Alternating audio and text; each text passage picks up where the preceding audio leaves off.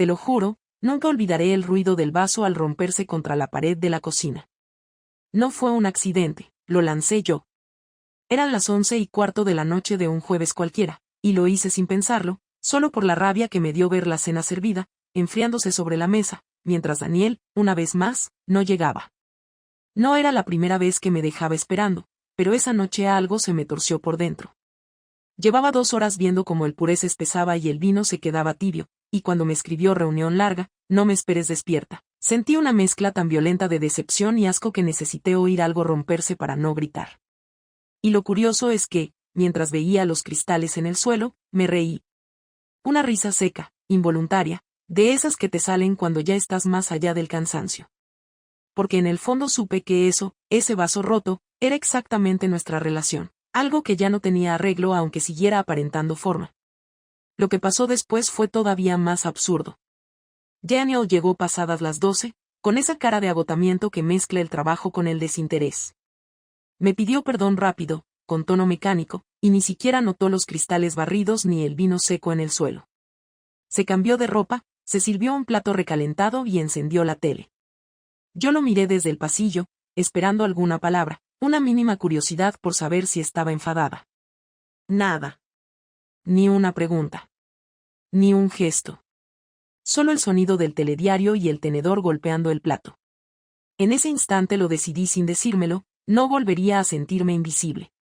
Y si para eso tenía que hacer algo imperdonable, lo haría. Durante días me moví como un autómata.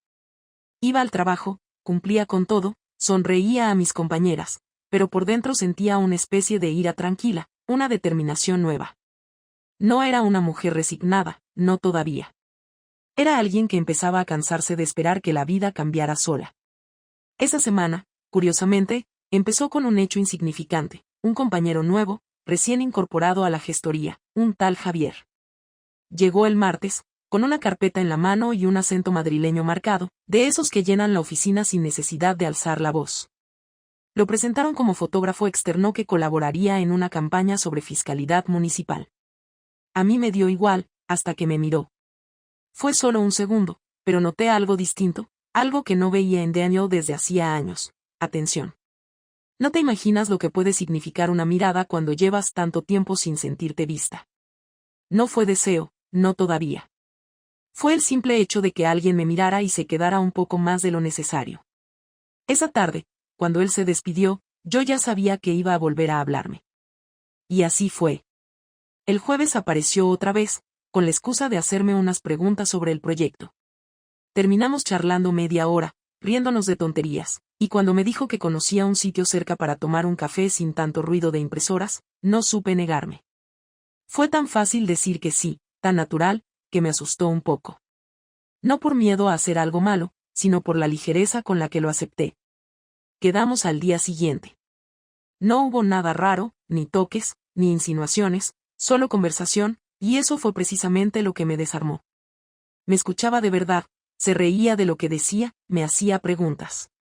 Me habló de sus viajes, de su trabajo con editoriales pequeñas, de cómo la gente no mira ya los detalles en nada. Me sentí cómoda, viva, ligera. Cuando volví a casa, Daniel estaba dormido en el sofá con el ordenador sobre las piernas. Me dio una ternura agria verlo así, medio apagado, como si ya nada pudiera despertarlo. En el fondo supe que había cruzado un punto de no retorno, aunque todavía no hubiera pasado nada. Los días siguientes fueron una especie de juego peligroso. Cada mensaje de Javier era una chispa, algo que me recordaba que todavía quedaba vida dentro de mí. Empezamos a escribirnos a diario, sin esconderlo al principio, porque yo aún no lo consideraba algo. Pero pronto lo fue. Empecé a cuidar cómo me vestía para ir al trabajo, me sorprendía mirando el móvil a escondidas, repasando cada palabra suya como una adolescente. Y no me daba vergüenza. Lo peor de todo es que me sentía justificada. Daniel seguía igual, ausente, callado, encerrado en sus problemas. Ni siquiera notó que había cambiado de perfume. Una tarde, cuando Javier me propuso vernos fuera del trabajo para hablar sin reloj, acepté sin pensarlo. Nos encontramos en una cafetería en Lavapiés, y la conversación fluyó como si nos conociéramos de toda la vida. No me sentí culpable, te lo juro. Me sentí viva. En un momento me rozó la mano sin querer, y ese roce fue más intenso que cualquier abrazo que Daniel me hubiera dado en el último año. No sé cómo explicarlo, pero algo dentro de mí se activó. Era como si hubiera estado anestesiada y de repente me devolvieran la sensibilidad. Esa noche, cuando llegué a casa, Daniel ya dormía, y me quedé mirándolo desde la puerta del dormitorio. Me pregunté cuándo había dejado de amarlo y no supe responder. Podría decirte que intenté frenar lo que vino después, pero sería una mentira. No lo hice. No quise hacerlo. Javier me llamaba, me hacía reír, me recordaba cómo era yo antes de convertirme en la sombra de alguien ocupado. Empezamos a vernos con más frecuencia, y cada encuentro era una mezcla de euforia y miedo. Sabía perfectamente lo que estaba haciendo, pero no me importaba. No por maldad, sino porque ya no sentía que le debiera fidelidad a alguien que me había olvidado sin darse cuenta. Lo que me unía a Daniel eran las facturas, los turnos, las costumbres. Lo que me unía a Javier era algo tan simple y tan potente como volver a respirar. Te prometo que no fue una historia de amor de película. No hubo declaraciones ni promesas.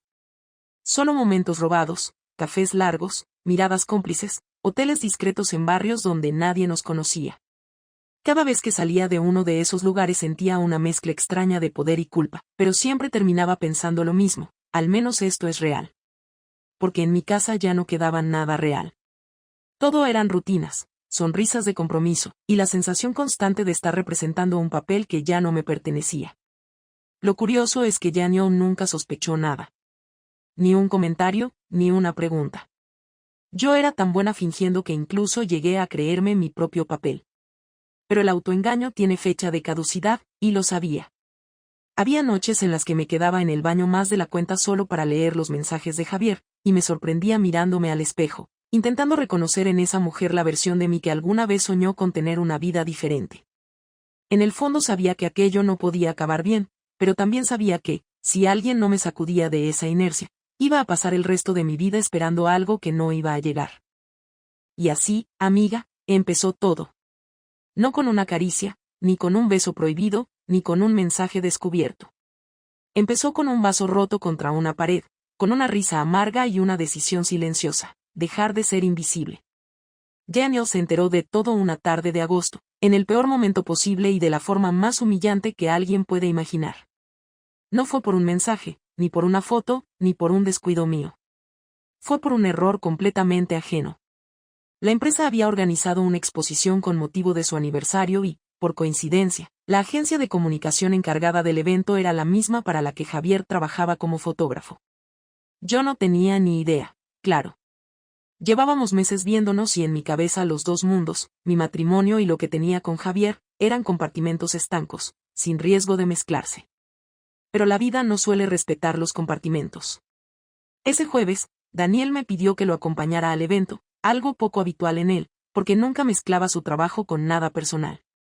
Me sorprendió, pero acepté, quizás por la necesidad absurda de aparentar normalidad o por el simple instinto de no levantar sospechas. Me puse un vestido azul, el que él solía decir que me quedaba mejor, aunque hacía meses que no me lo decía, y nos fuimos en coche al centro de convenciones. Recuerdo con exactitud el momento en que vi a Javier. Estaba al fondo de la sala, colgando unas fotografías, y cuando nuestras miradas se cruzaron me quedé helada. Él también me reconoció al instante, y en su cara se dibujó una expresión que nunca olvidaré, una mezcla de sorpresa y alarma contenida. Daniel notó que me ponía tensa y preguntó si me encontraba bien. Dije que sí, que solo me había mareado un poco por el calor. Javier se giró para evitar coincidir más de la cuenta, pero ya era tarde. Su nombre aparecía en el programa del evento, y cuando lo mencionaron por megafonía para agradecer su trabajo, Daniel giró la cabeza hacia el cartel donde figuraban las fotografías. Yo intenté mantener la compostura, pero la primera imagen de la exposición era suficiente para destruir cualquier defensa. Era una foto de espaldas, tomada en una habitación de hotel, en la que se distinguía claramente mi figura frente a una ventana. No se veía mi cara, pero era innegable, el mismo vestido, el mismo tatuaje en el hombro. Una foto que Javier había hecho una mañana en que, según él, la luz entraba de forma perfecta. Nunca pensé que la usaría para nada. Él me había dicho que no la mostraría, que solo era un recuerdo. Daniel se acercó lentamente al cuadro, como quien no termina de creer lo que ve. No dijo nada. Solo miró, una y otra vez, esa silueta que era mía. Yo intenté reaccionar, decir algo, pero me quedé sin voz. El silencio entre los dos fue insoportable. Cuando la presentadora mencionó que aquella serie de fotos se llamaba Presencias Ocultas y que el fotógrafo había querido representar la intimidad entre cuerpos que se buscan en secreto, Daniel me miró. No hubo duda, ni posibilidad de confusión. Todo estaba ahí. Me temblaron las manos, sentí como el suelo se movía y supe que mi vida acababa de romperse delante de 30 personas. Salimos del lugar sin hablar. Él caminaba rápido, yo detrás, sin atreverme a tocarlo. En el coche, el silencio era tan denso que costaba respirar. En el semáforo de embajadores, Daniel se giró hacia mí y dijo con la voz más fría que le he oído jamás: ¿desde cuándo? No grito, no insulto, no dramatismo. Solo esa pregunta. No supe qué responder. Lo miré y bajé la cabeza. No podía inventar nada que sonara verosímil. Él siguió, con el fotógrafo. Y como seguí callada, soltó un bufido de risa amarga. Qué ironía, ¿no? Que me lo tenga que contar una exposición. No contesté. No porque no quisiera, sino porque no tenía cómo justificar lo injustificable. El resto del trayecto fue una especie de tortura muda. Cada semáforo parecía durar horas. Cuando llegamos a casa, me pidió que bajara primero. Cerró la puerta de golpe y se quedó en el coche unos minutos. Yo entré al salón y me senté sin saber qué hacer. Escuché su llave girar en la cerradura y supe que la tormenta iba a empezar. Tiró las llaves sobre la mesa y me miró con una mezcla de rabia y decepción. Así que era verdad. No tenía que dudarlo, porque tú ya ni siquiera sabes mentir. Me levanté, intenté hablar, pero me interrumpió. No quiero oír explicaciones. Solo quiero entender qué clase de persona puede dejarse fotografiar desnuda por otro y luego venir a casa como si nada. La palabra desnuda me atravesó. Quise explicarle que no era exactamente así, que no era una foto erótica, que fue un impulso, pero sonaba ridículo incluso en mi cabeza. Daniel empezó a caminar por el salón, nervioso, con esa energía contenida que siempre había controlado tan bien. ¿Cuánto tiempo?, preguntó otra vez. Dije que unos meses.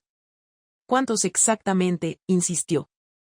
Respondí con voz temblorosa: desde abril. Me miró con una frialdad que nunca le había visto. 4 meses mintiendo cada día. 4 meses viniendo a esta casa, comiendo conmigo, durmiendo a mi lado. 4 meses mirándome a los ojos sabiendo lo que estabas haciendo. Asentí sin poder sostenerle la mirada. En ese momento no quedaba dignidad posible. Se acercó a la mesa, cogió la botella de vino abierta de la cena anterior y se sirvió un vaso. Lo bebió de un trago y dijo: ¿sabes qué es lo peor? Que no me sorprende. Hace tiempo que te veía lejos, pero me negaba a aceptarlo.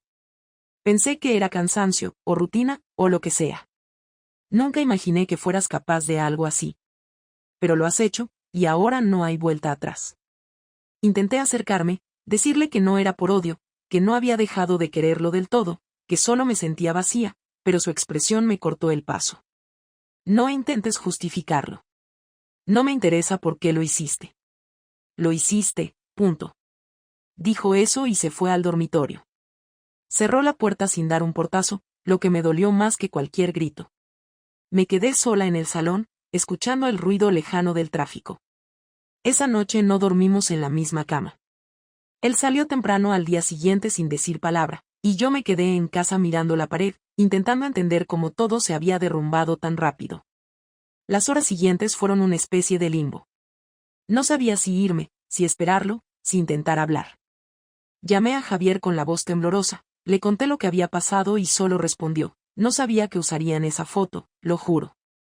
Pero eso ya no importaba. Lo que estaba hecho no tenía arreglo.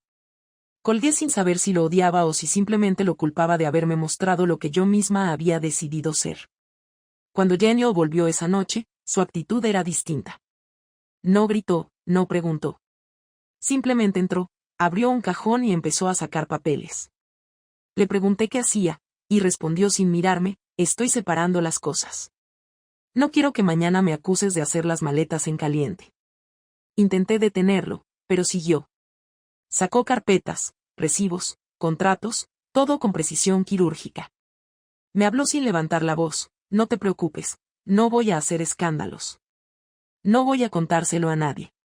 Pero no pienso seguir compartiendo techo con una mujer que me traicionó así. Le dije que por favor esperara, que podíamos hablar, que necesitaba explicarle cómo había llegado hasta ahí. Me miró con una calma cruel y dijo, ya lo sé.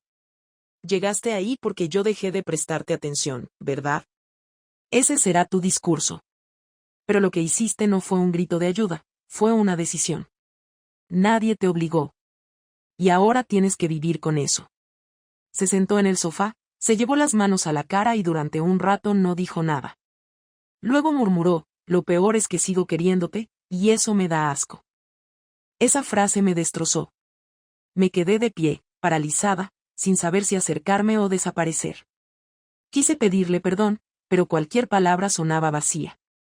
Al final solo pude decir, no sé cómo pedirte perdón por algo así. Él levantó la cabeza, me miró con los ojos rojos y contestó, no me lo pidas.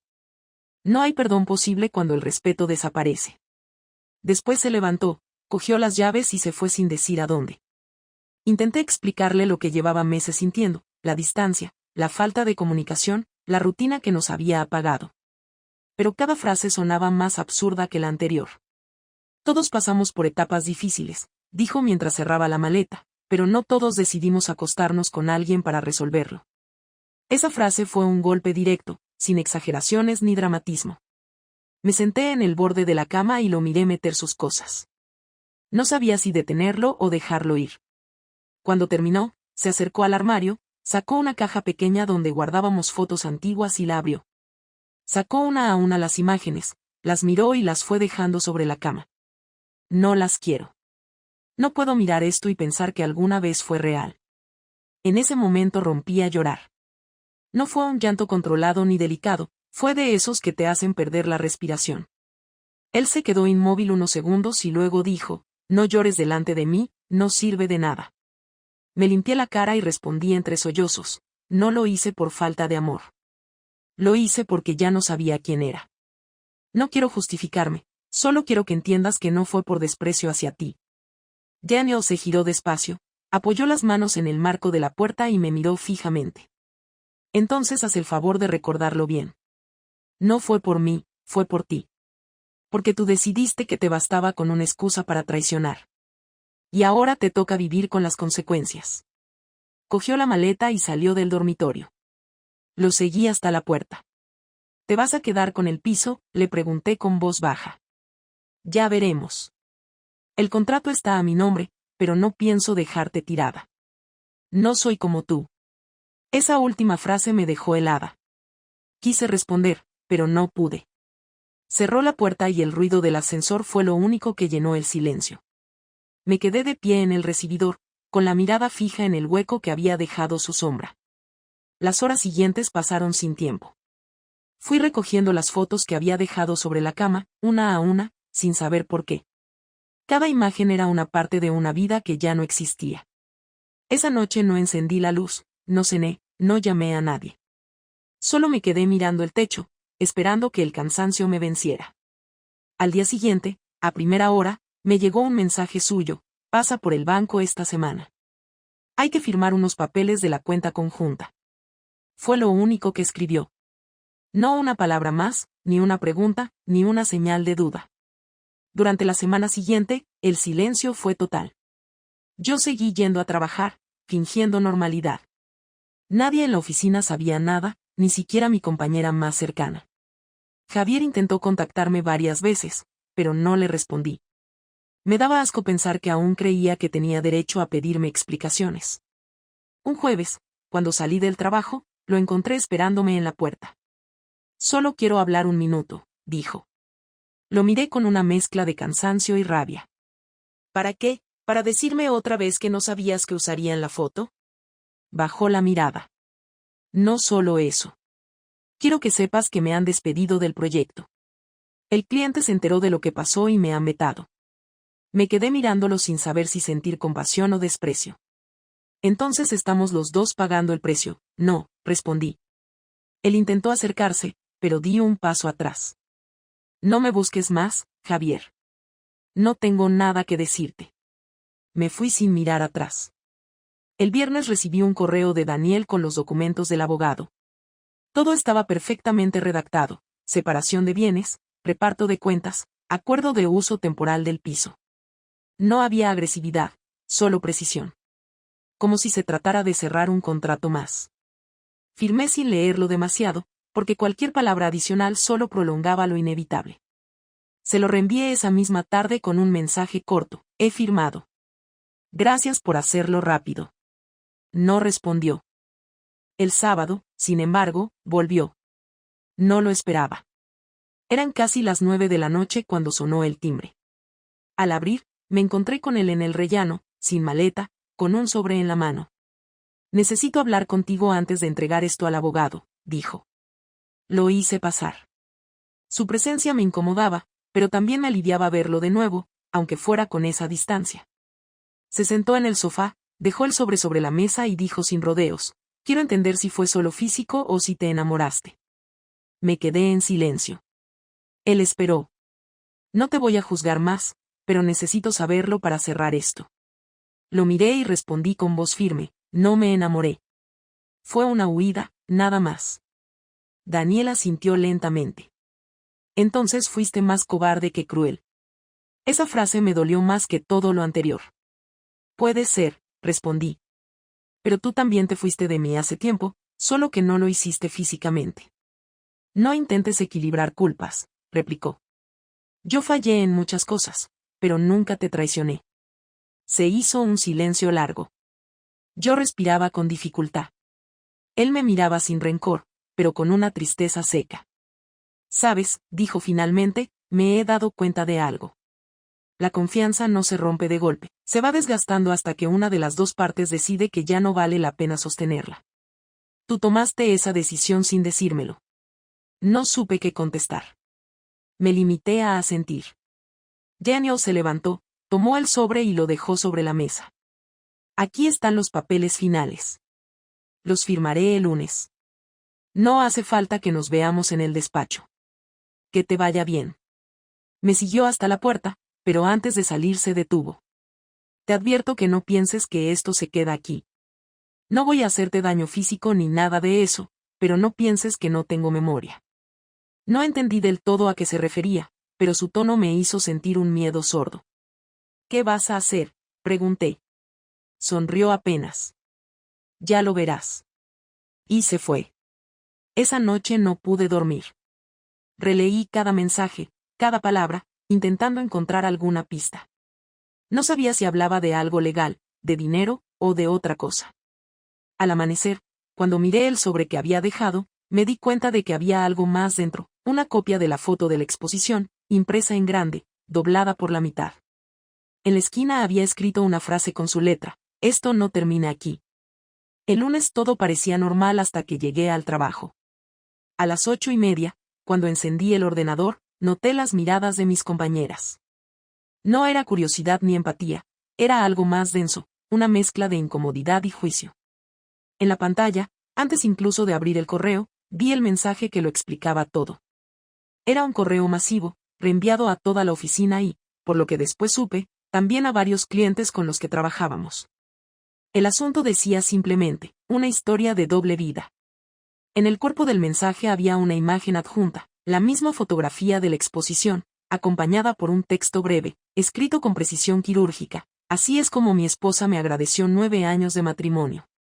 Disfruten de la profesionalidad de su compañera, que sabe posar tan bien como mentir.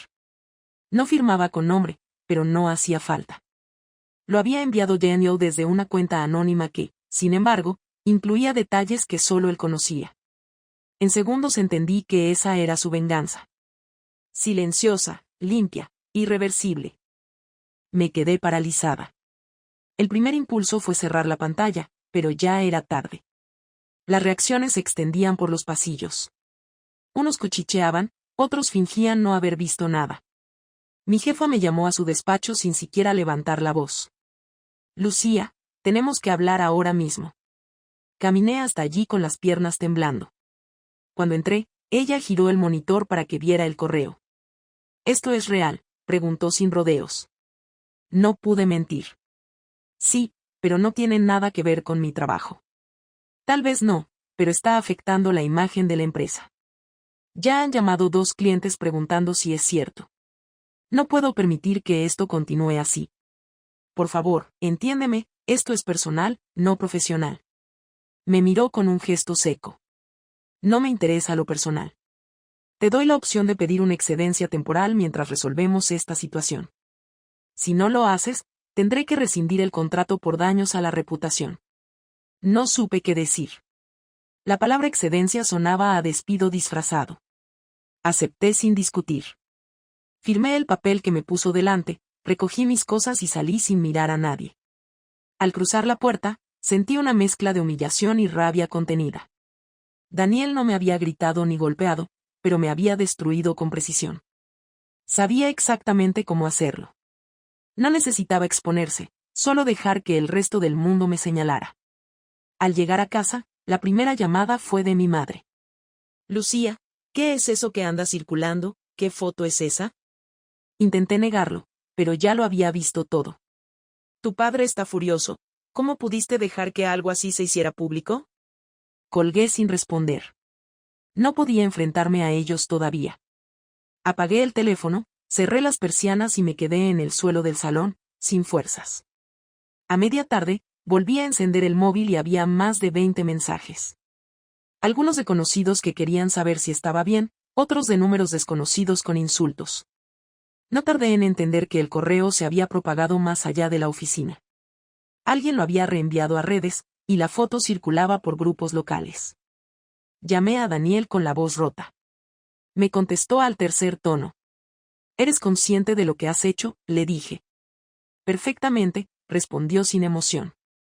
¿Y tú, eres consciente de lo que hiciste durante meses? No tienes derecho a arruinarme la vida. Yo no te arruiné la vida, Lucía. Tú la arruinaste sola. Yo solo hice que la gente lo viera. Intenté gritarle, pero su calma era desesperante. ¿Quieres arrastrarme? Hazlo, pero no me quites el trabajo. No te lo quité yo. ¿Se lo quitó tu comportamiento, o esperabas que nadie supiera nunca con quién te acostabas mientras me decías que estabas en una reunión? Esto es una crueldad innecesaria. No, Lucía. Es consecuencia. Yo no golpeo, no insulto, no amenazo. Solo muestro los hechos. No pude seguir. Colgué y me quedé temblando. Durante los días siguientes, mi mundo se desmoronó por completo. Me llamaron del colegio donde trabajaba mi hermana, diciéndome que habían tenido que pedir que eliminaran ciertos mensajes en los grupos de padres. Algunos vecinos dejaron de saludarme. Javier también desapareció. Supongo que entendió que no convenía acercarse. Me encontraba sola, sin trabajo, sin pareja, sin reputación. Daniel había conseguido exactamente lo que quería, aislarme. El jueves por la tarde recibí un sobre por mensajero. Dentro había una carta suya, escrita a mano, y un contrato. En la carta decía: he transferido mi parte del piso a tu nombre. Considéralo un pago final. No quiero nada material de ti. Solo quiero que recuerdes cada día que la libertad también tiene precio. No pude decidir si era un gesto de cierre o una humillación más. Me dejó sin posibilidad de reclamarle nada, pero también con el peso de un lugar vacío que ahora me pertenecía solo a mí. Esa noche intenté salir a caminar. Fui hasta el parque donde solíamos ir los domingos por la tarde. Me senté en el banco de siempre, pero no duré ni 5 minutos. 2 personas pasaron cerca y susurraron algo que no alcancé a entender, aunque el tono era suficiente para saber que hablaban de mí. Me levanté y regresé a casa. Ya no podía estar en la calle sin sentir las miradas. El mundo se había reducido a 4 paredes. Pasó una semana sin contacto con Daniel. Pensé que tal vez se había calmado, que la venganza terminaba allí. Pero no. El viernes siguiente me llamaron del banco. El director, con un tono prudente, me informó de que la cuenta conjunta había sido cerrada y que el saldo restante se había transferido íntegramente a una fundación de ayuda a víctimas de infidelidad, creada hacía poco. Me explicó que la donación figuraba a nombre de un particular y que yo no tenía derecho a reclamar porque legalmente la transferencia era válida, ya que el dinero procedía en su mayoría de sus ingresos. Entendí enseguida que era otra jugada suya. No solo me quitaba el acceso al dinero, sino que además convertía la historia en un símbolo público. Había encontrado la manera perfecta de convertir su humillación en virtud y la mía en vergüenza. Intenté contactarlo de nuevo, sin éxito. Llamada sin respuesta, mensaje sin abrir. Fui a su trabajo, pero me dijeron que estaba de viaje en Valencia por un proyecto. Dejé una nota en su despacho: ya lo has conseguido. No queda nada. Déjame vivir en paz. No respondió. Los días se volvieron idénticos.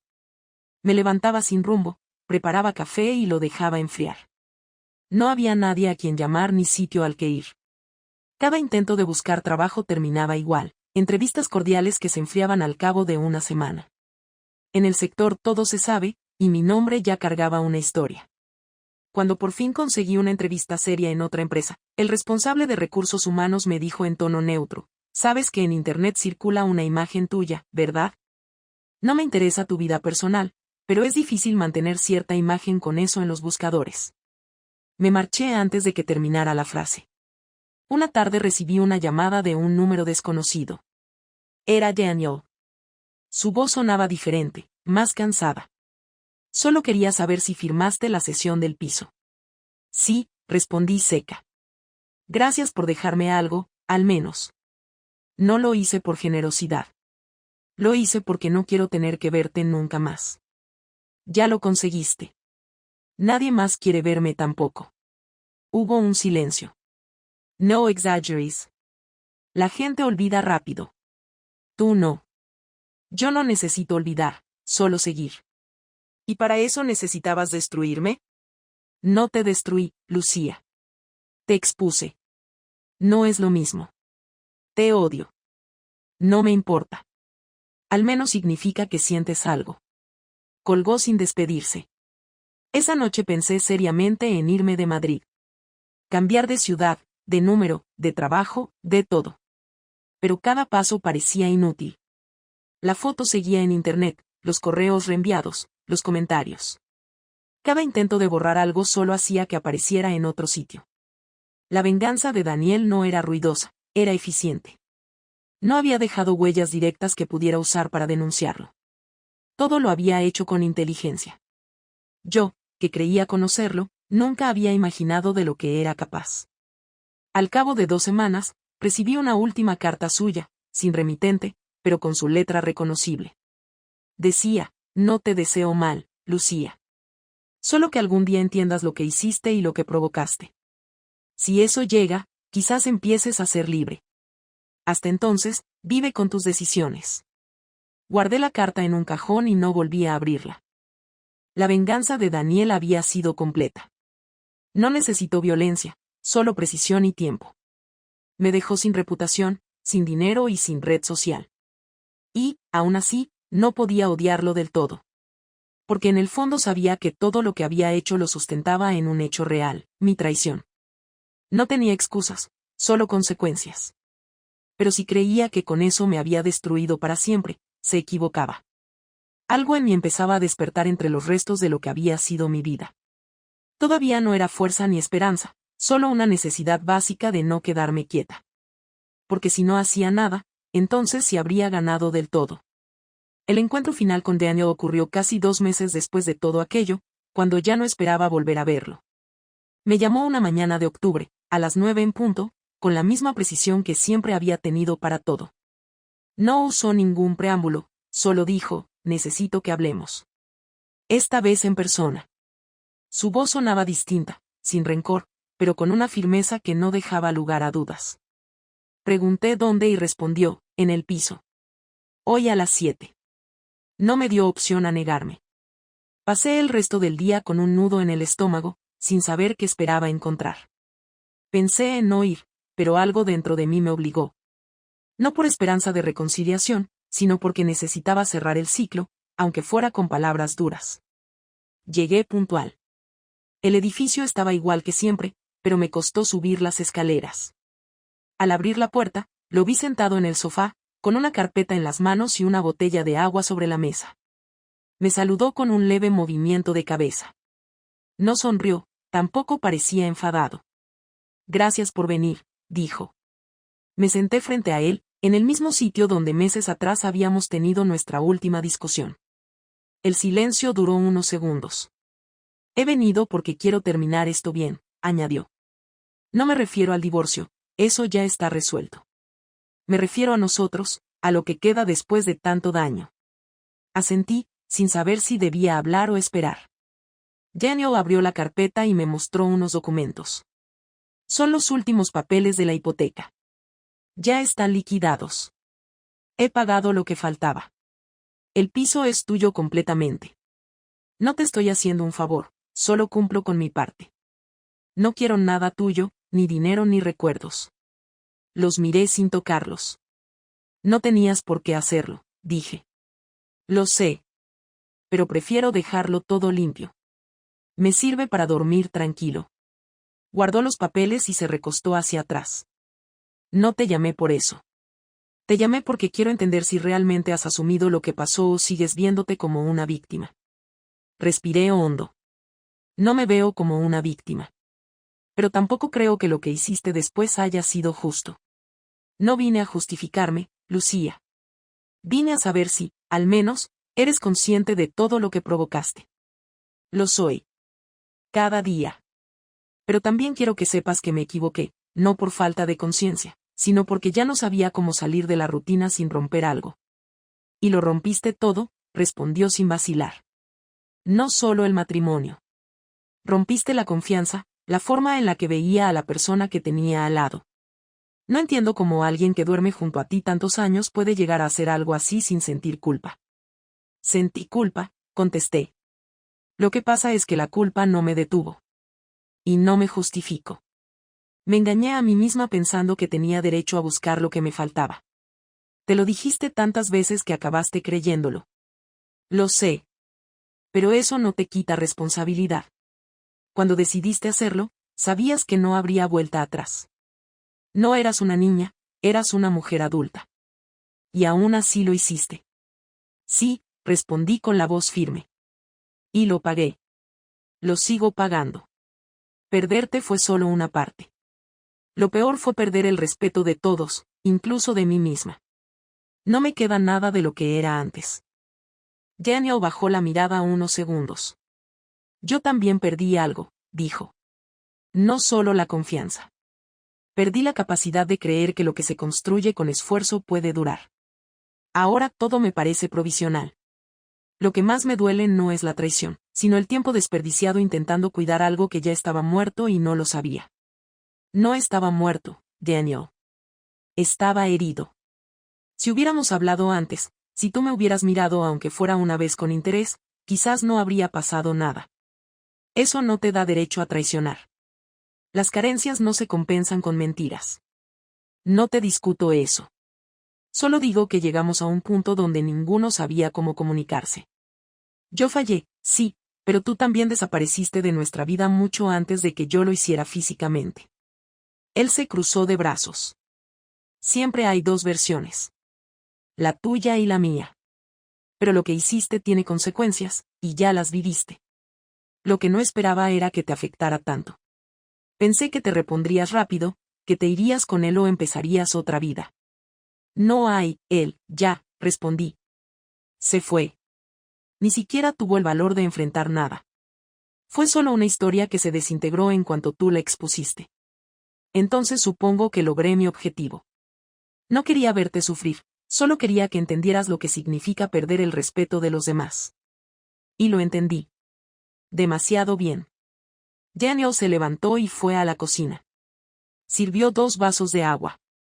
Me ofreció uno y se sentó otra vez. Te diré algo que no esperas. Me arrepiento de haber mandado ese correo. No porque no lo merecieras, sino porque en el fondo me rebajé al mismo nivel de daño que tú. Pensé que me aliviaría verte caer, pero no lo hizo. Solo me dejó vacío. No hay satisfacción en destruir a alguien, incluso si te traicionó. Pero ya era tarde cuando lo comprendí. Entonces, ¿por qué lo hiciste?, pregunté. Porque necesitaba que sintieras algo. Llevabas meses actuando como si todo te diera igual. Quería que entendieras lo que duele cuando alguien te borra de su vida sin previo aviso. Lo entendí en cuanto te vi mirarme en aquella exposición, respondí.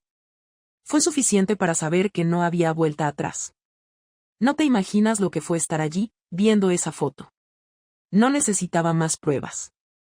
Todo estaba en esa imagen. Lo que más me dolió no fue la escena, sino la naturalidad con la que posabas. Parecía que no existía el mundo alrededor, como si ya no tuvieras miedo de perder nada. Me di cuenta de que te había perdido mucho antes de enterarme. Guardó silencio unos segundos y luego añadió, después de aquello no podía quedarme quieto. Tenía que hacer algo para sentir que tenía el control. Y lo tuviste, dije.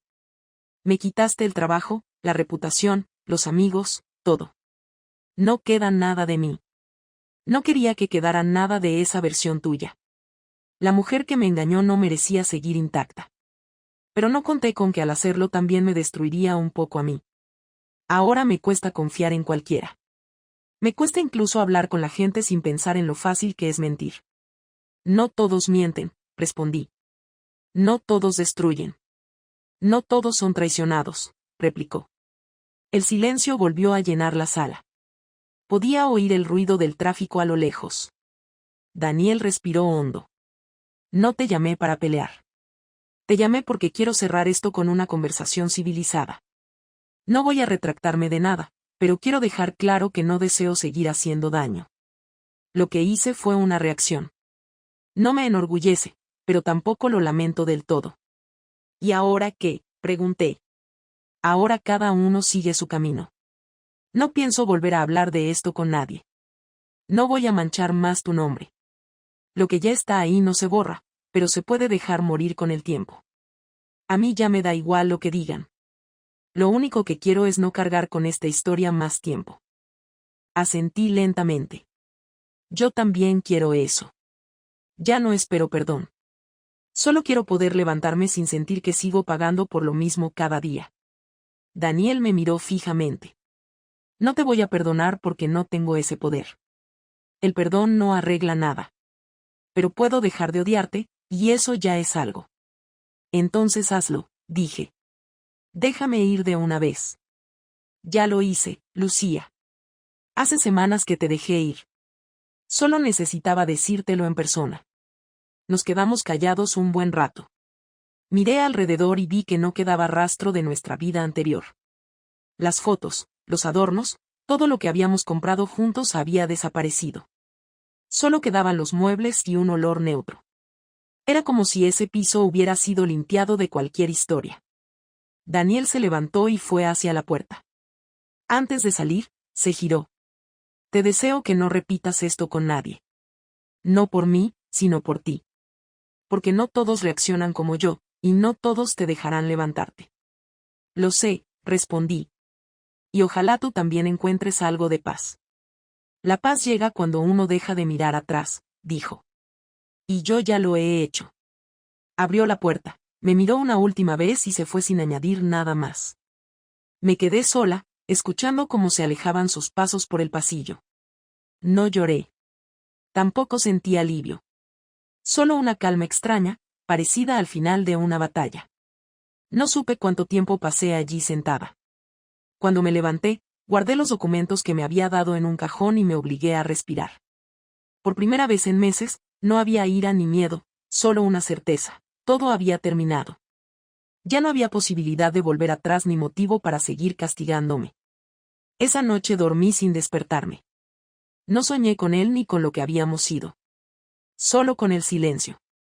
Y, aunque aún quedaban consecuencias por enfrentar, supe que lo peor ya había pasado. Los meses siguientes fueron los más silenciosos de mi vida. No quedaba nada que ordenar, porque Daniel había cerrado cada asunto con precisión. Me despertaba temprano sin tener una razón clara para hacerlo. La costumbre del trabajo se me quedó grabada, aunque ya no tuviera oficina ni horarios. Vivía en el mismo piso, pero no parecía mi casa. Me acostumbré a los espacios vacíos y al sonido constante del tráfico. Al principio intenté llenar el tiempo con tareas pequeñas, limpiar, cocinar, leer, pero todo terminaba a los pocos días. Nadie me llamaba. Los pocos contactos que quedaban se fueron apagando. No era solo por vergüenza, era porque todos sabían lo que había pasado y nadie quería estar cerca del escándalo. Entendí lo que significaba la palabra aislamiento. No era una amenaza, Era una consecuencia directa y silenciosa. A principios de noviembre decidí buscar trabajo otra vez. Envié currículums a varios sitios sin mencionar mi experiencia anterior. Intenté presentarme como alguien nueva, aunque sabía que los antecedentes siempre salen. En la tercera entrevista que tuve, el encargado me reconoció. No me lo dijo directamente, pero noté el cambio en su tono. Al final de la reunión me dijo con educación que ya habían elegido a otra persona. Era mentira. No me sorprendió. Salí del edificio sin rabia, con una sensación de resignación que ya se había vuelto parte de mí. La verdad es que en ese momento no esperaba nada. Lo único que quería era pasar los días sin sobresaltos, sin sentir que debía justificarme ante nadie. En diciembre recibí una llamada de Javier. No había sabido nada de él desde que todo se desató. No quería contestar, pero la curiosidad me ganó. Dijo que estaba en Madrid unos días y que necesitaba verme. No por nostalgia, sino para aclarar algo pendiente. Dudé unos segundos, pero accedí. Nos vimos en una cafetería pequeña cerca de Tirso de Molina, la misma donde nos habíamos conocido meses atrás. Cuando llegó, lo vi distinto, más envejecido, con el gesto cansado. Se sentó frente a mí y pidió un café. No vengo a remover nada, empezó diciendo, solo quiero que sepas que intenté limpiar tu nombre. Le pregunté cómo. Fui a la agencia y pedí que retiraran todas las imágenes de esa serie. No querían hacerlo, pero insistí. Ya no están expuestas ni en el archivo. Lo miré con incredulidad. Eso no cambia nada, Javier. Todo lo que vino después no se borra con eliminar unas fotos. Lo sé, pero era lo único que podía hacer. No busco tu perdón, solo necesitaba cerrar esto. Se quedó callado un momento y luego añadió, perdí casi todo el trabajo después de aquello. Nadie quiere contratar a un fotógrafo envuelto en un escándalo. Pero no te culpo. Yo también tomé decisiones sabiendo lo que implicaban. Supongo que los dos creímos que podíamos manejar las consecuencias. No las manejamos, nos arrollaron, respondí. Él asintió. Aún así, no me arrepiento de haberte conocido. Yo sí, dije sin rodeos. No lo dije con odio, sino con cansancio. Porque todo lo que vino después fue una cadena de errores que no supe detener. No insistió. Terminó su café y dejó dinero en la mesa. Espero que algún día todo esto te sirva para algo, aunque sea para no repetirlo. Se levantó, me dio la mano y se fue. No lo volví a ver. Los días siguientes pasaron lentos. Empecé a acostumbrarme a no esperar nada de nadie. Comprendí que la única forma de salir de la sombra de Daniel era reconstruir mi vida desde lo más básico. Fui al ayuntamiento a preguntar por cursos de formación. Me inscribí en uno de administración digital. No me entusiasmaba, pero era un inicio. Pasaba las mañanas entre ejercicios de contabilidad y bases de datos. La rutina, aunque vacía de emoción, me dio una estructura. Los instructores no sabían quién era yo, y eso me daba cierta libertad. Por primera vez en meses, nadie me miraba con juicio. En febrero encontré un trabajo temporal en una empresa pequeña que necesitaba apoyo administrativo. El jefe era un hombre de unos 50 años, correcto, distante, sin curiosidad por la vida privada de sus empleados. Me permitió trabajar en silencio, cumplir mis tareas y marcharme sin preguntas. Fue casi un alivio. Poco a poco empecé a recuperar una parte mínima de estabilidad. Aún me incomodaban las miradas en la calle, pero ya no eran tan frecuentes. El escándalo se había diluido, aunque seguía ahí, latente, como una marca que no se borra del todo.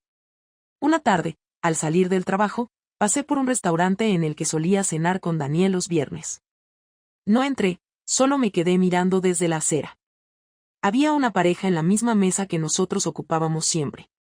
No sentí nostalgia, solo una distancia enorme con aquella etapa de mi vida. Entendí que ya no pertenecía a ese mundo. Daniel tampoco. Desde nuestra última conversación no supe más de él. No lo busqué, ni siquiera intenté averiguar si seguía en Madrid. Me di cuenta de que el rencor también cansa y que aferrarse a él no sirve para nada. En marzo recibí una carta del abogado que había gestionado nuestro divorcio. Era una notificación sobre la venta del coche que aún figuraba a nombre de los dos. Daniel había decidido transferirme su parte sin pedir compensación. Adjuntaba una nota corta, que te sirva para empezar algo. No había firma ni explicación. Guardé el documento en una carpeta sin pensar demasiado. No quise analizar si era un gesto de paz o simplemente una manera de cerrar otro cabo suelto. Ya no importaba. Lo tomé como una oportunidad práctica. Vendí el coche y usé el dinero para pagar los meses de alquiler que me quedaban pendientes. Poco a poco empecé a hablar con mis padres de nuevo. Mi madre fue la primera en llamarme. Tu padre ya no está tan enfadado, dijo. Solo quiere que estés bien.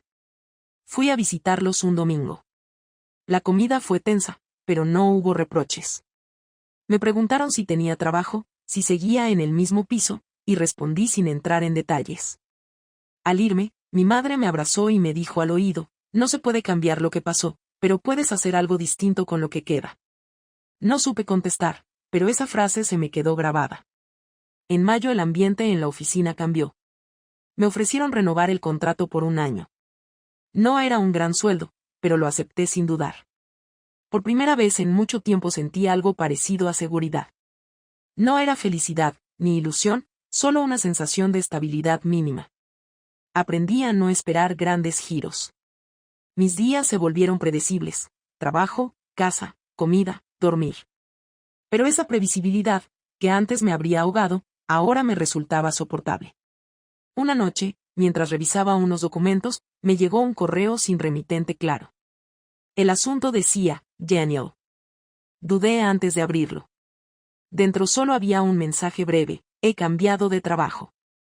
Me traslado al extranjero. Espero que te vaya bien. No respondí. Cerré el correo y lo borré. No sentí tristeza, ni alivio, ni rabia. Solo la certeza de que esa era la última vez que tendría noticias suyas. Supe que nuestra historia terminaba realmente ahí. El verano siguiente fue el primero que pasé sin miedo a las miradas ajenas.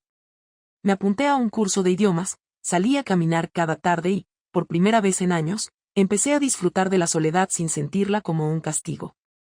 No fue una transformación repentina, sino una suma de pequeñas decisiones diarias.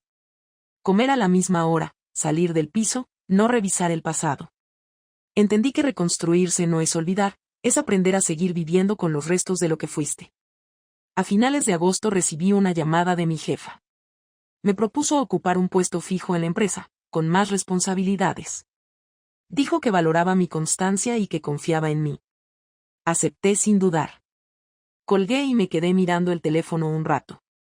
Pensé en todo lo que había pasado para llegar a ese momento.